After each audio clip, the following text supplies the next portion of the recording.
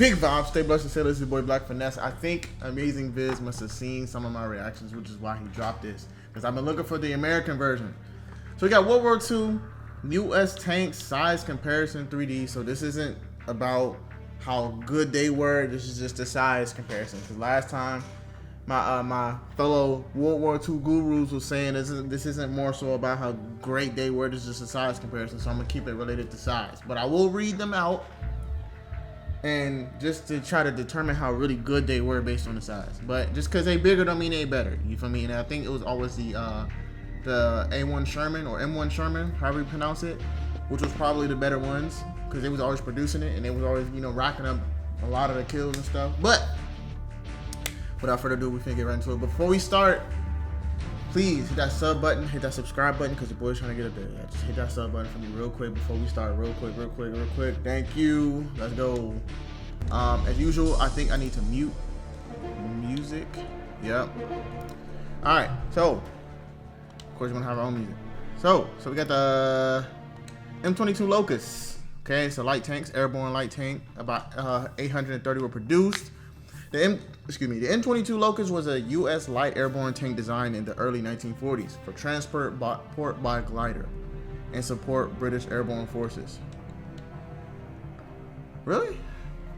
So airborne forces? Okay. All right. Got the M1 light tank. All right. So about 113 of these were produced. I don't think I've ever seen this one before. The M1. Okay, I don't know if I can. I'm trying to read from here. There we go. Okay, you see it. M1 was fielded by the Philippines military early on in World War II during the Philippines campaigns of 1941 and through 1942, when armored vehicles of all manner was needed. Okay, fair enough. All right. Got the M2 light tank. Okay, this is gonna get a little weird, so I'm probably going to move myself over here. All right, I'm gonna leave it here. Any deployed M2 light tank. Okay, 698 were produced. Many deployed during the Battle of Guadalcanal. Probably I've seen those tanks before, just don't know where they were from. Assigned to 1st Tank Battalion, M2 and M3 Stewards were typically spread out among infantry units.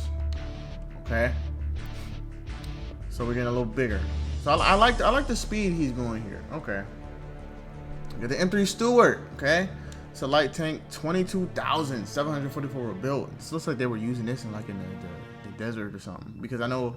Correct me if I'm wrong. They were probably using they were determining the color of the tanks based on the terrain of where they was at, right?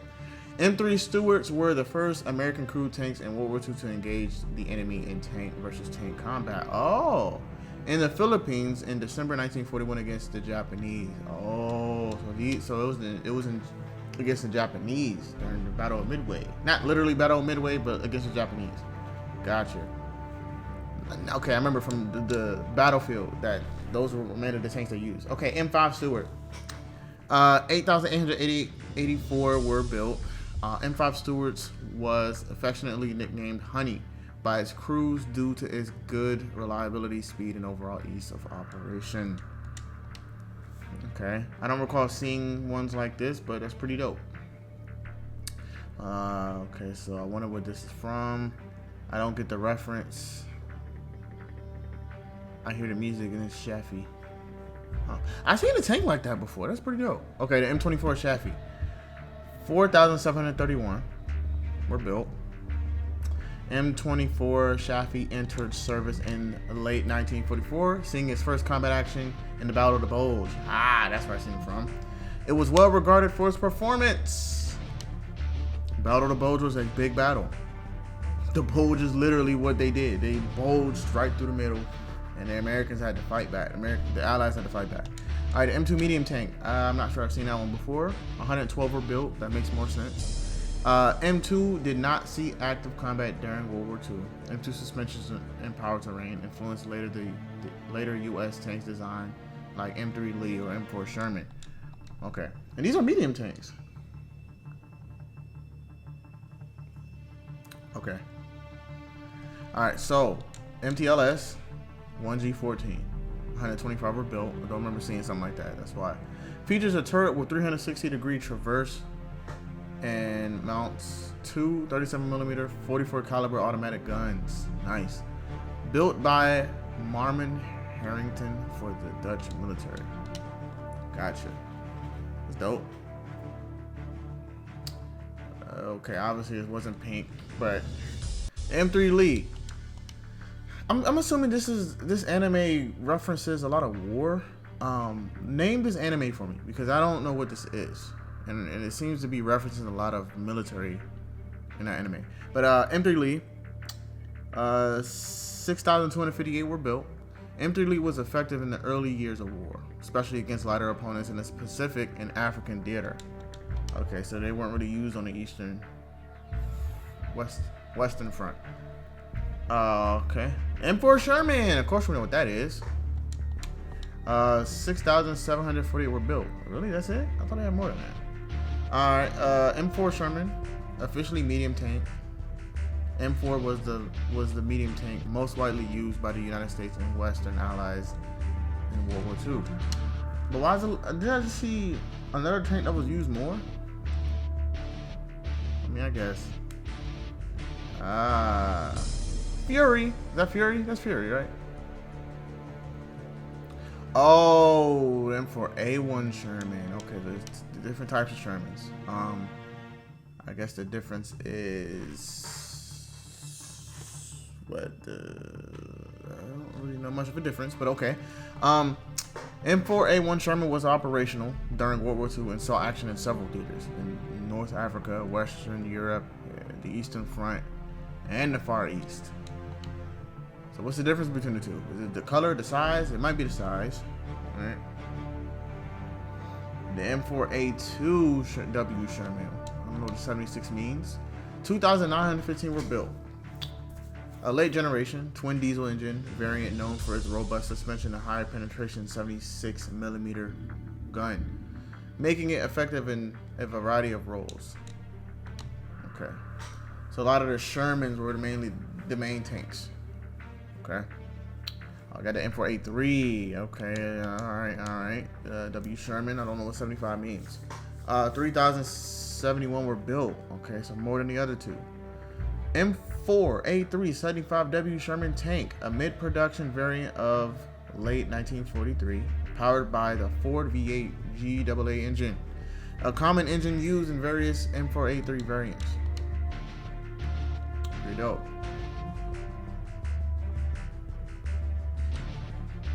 That's Fury. Okay, yeah, we know the movie. I'm pretty sure if you haven't seen the movie, go see that movie. It's a great movie.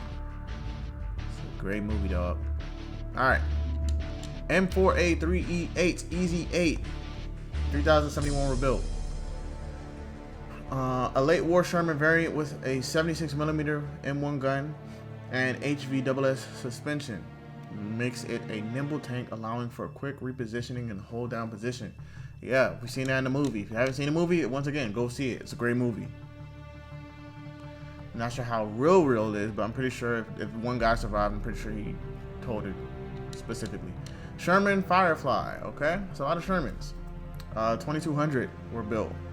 M4A4 Sherman, also known as the Sherman Firefly, is a British designed and produced variant of the M4 Sherman tank. So a lot of them were built the same as far as shape. Like they look kind of the same. The fronts were like at an angle, I guess, to repel, you know, the missiles or bullets or whatever you call them joints. Jumbo Sherman M4A3E2. Okay, so jumbo, still a medium now. 254 were built. Jumbo featured significantly thicker frontal armor. Okay, that's what it is. It's a frontal armor, up to 4.3 inches in upper front plate and 3 in on sides, compared to the standard Sherman's 2.5 to 1.5 inch. Pretty dope. Okay. And that's still a medium. Oh, okay, I've seen this one before. M26 Pershing, 2,202 were built. Frontal armor thicker than most Axis tanks except the Tiger tank and Jag Panther. capable of bouncing shots from many enemy guns, including Tiger's 88mm gun. Because look at its angle, like it looked like it'll bounce off if you try to hit it from the front. I think you have to hit the turret first. So I see why they had the front slanted. It makes more sense. All right, T-26E4 Super Purging. Forgive me if you hear thunder. It is thundering out here. Okay. 25 were built. Super Purging was a late war development designed to counter heavier Sherman tanks like the Tiger II, equipped with a more powerful 90mm gun. Don't look powerful. Alright, we're getting to the bigger ones. The armored cars. Oh, those are armored cars. Really? M3 Scout Car. 21,054 were built. M3 Scout Car, known as the White Scout Car in British Commonwealth Service, was an American armored car produced in the World War II era from 1939 to 1944. Makes a lot of sense. Okay, then we got the Greyhound. We know what this one is. M8 Greyhound. 8,523 were built. M8 Light Armored Car is a 6x6 armored car produced by Ford Motor during World War II. Widely exported as of 2024. Still remained in service with some countries. That's pretty dope. And it's lower to the ground too. Kind of. Alright, got the T-17 Deerhound. Okay. I think I've seen this before, and I think they were using this in the deserts. 250 were built. T-17 Deerhound was one of 2 designs submitted to meet a 1941 Ordnance Department requirement for a 4 armored force. Might be a typo. For an armored force, I guess. Lost to T-17E1 Staghound, which probably they might show next.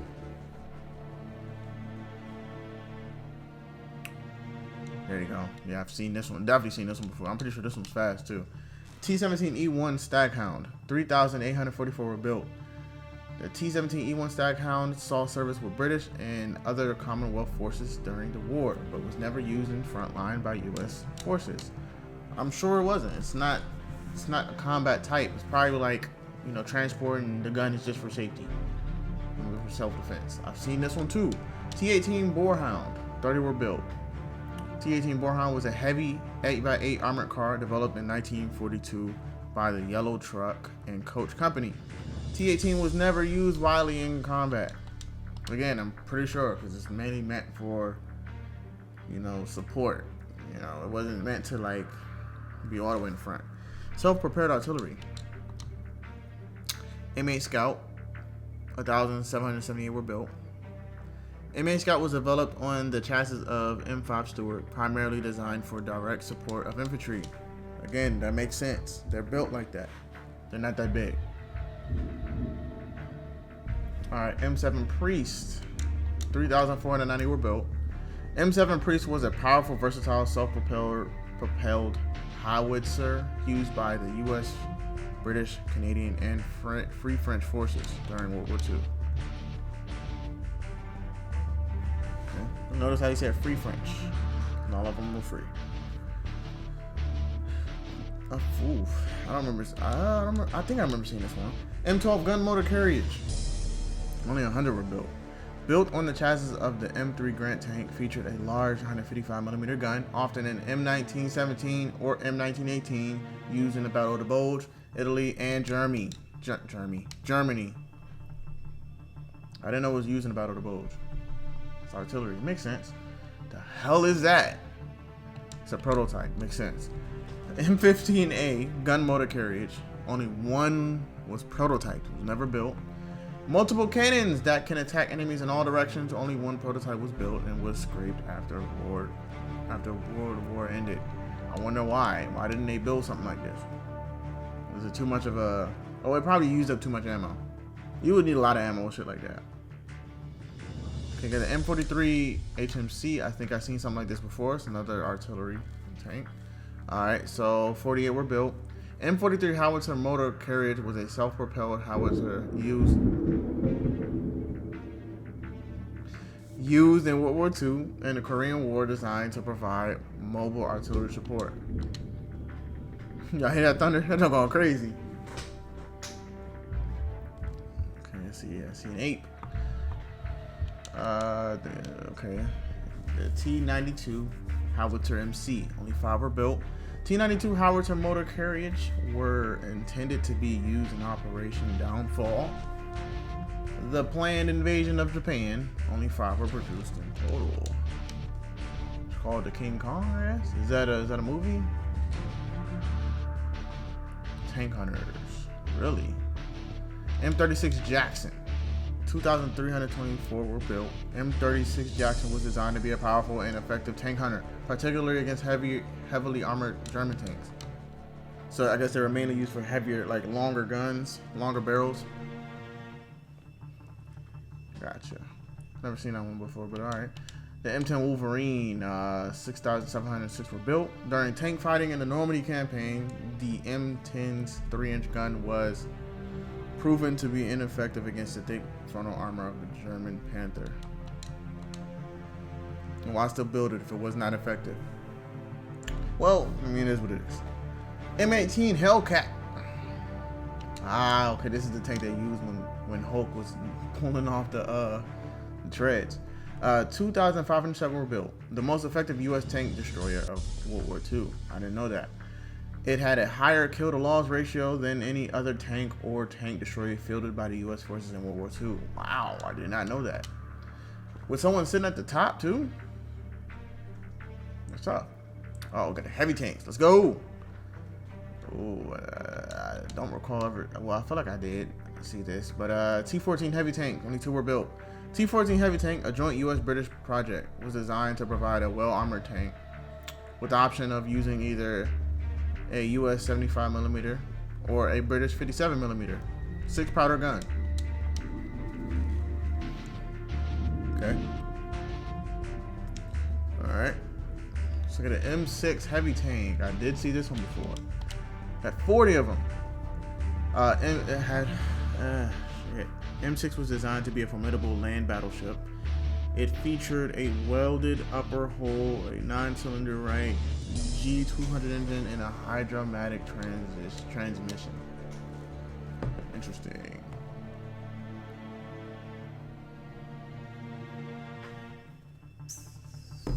All right. The M6A 2E1 heavy tank. I feel like I've seen this one before too. 2 produced. Probably didn't then. The M6A 2E1 heavy tank was developed in August 1944 as a modified version of the M6 and T1 heavy tanks, featuring a larger T29 turret and the 105mm gun, 105.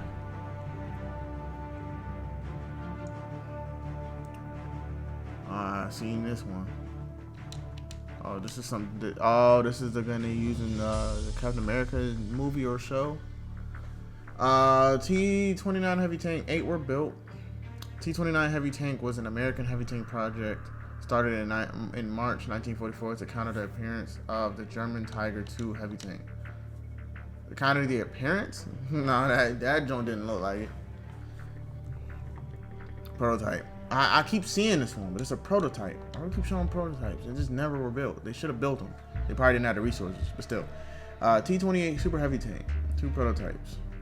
T28 super heavy tank was a massive American armored vehicle designed during World War II to breach fortifications like the German SUBCRIBE line. Oh. It's low to the ground too. There's a pretty big tanks. Basically, they were mainly using medium-sized tanks. Just explain to me why they never really used heavier tanks. I'm assuming it more than likely used a lot of fuel. Consumed a lot of fuel is what I meant to say. It consumed a lot of fuel, a lot of resources to build it, and probably not quick enough to avoid like faster German tanks. So I guess the medium is like they're not too small to not having to make any damage, but they're also not too big to be too slow. So I'm guessing it makes more sense to have a medium Sherman tank to do the damage. You just build multiple of them. Now, to me, I feel like the reason why we had this much resources was because we were in the U.S. and we are pretty much very far. Nothing can really stop us. I'm not gonna say nothing, but not many countries were able to stop us from having our own fuel. unless it was anywhere in South America that kind of like caused us to use a lot more resources. I feel like I'm not explaining it correctly, but what I'm trying to say is Germany was basically using up a lot of resources trying to fight 2 battles. Okay. Meanwhile, I hear you, buddy. I'm finished. Meanwhile, Japan was only fighting us. We were fighting Germany. We also had help, so we had multiple resources, while Germany themselves had their own resources. They weren't sharing resources, so I guess that kind of makes sense. Russia is just a big land in itself. You feel me? They probably had a plethora of resources. Okay, there's that's Saving Private Ryan.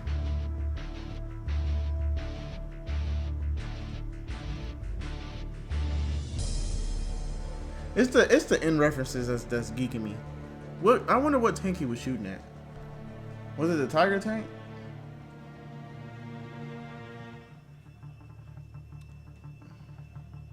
The only thing we have to fear is fear itself. Franklin Roosevelt. Okay, I like that.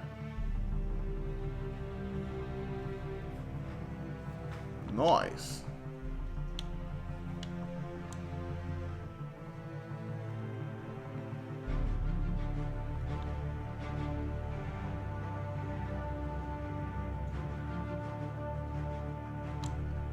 Okay. Yeah, pretty dope video. Again, usual. Amazing viz. But yeah, I was pretty much saying, I was talking and looking at the same time. But basically, the amount of resources it takes to build super heavy shit like that, like, literally consumes a lot of fuel. So I get it, which is why we use a lot of medium-sized tanks, because we had enough resources to be able to produce them all. And just keep coming and keep coming and keep coming and keep coming, while Germany was fighting 2 fronts and just like they couldn't handle both sides. I mean, we all know that he should have handled one side first and then go to another side, because U.S. is fighting in Japan. But who knows? Like, you know, it's what it is. Not saying that I would vote for Germany at all. That's not what I'm saying. But what I'm just saying is just it was dumb to fight 2 fronts, knowing that your resources are limited and you're a smaller country. But make sure you comment, like, subscribe down below. It is your boy Black Finesse. We are out.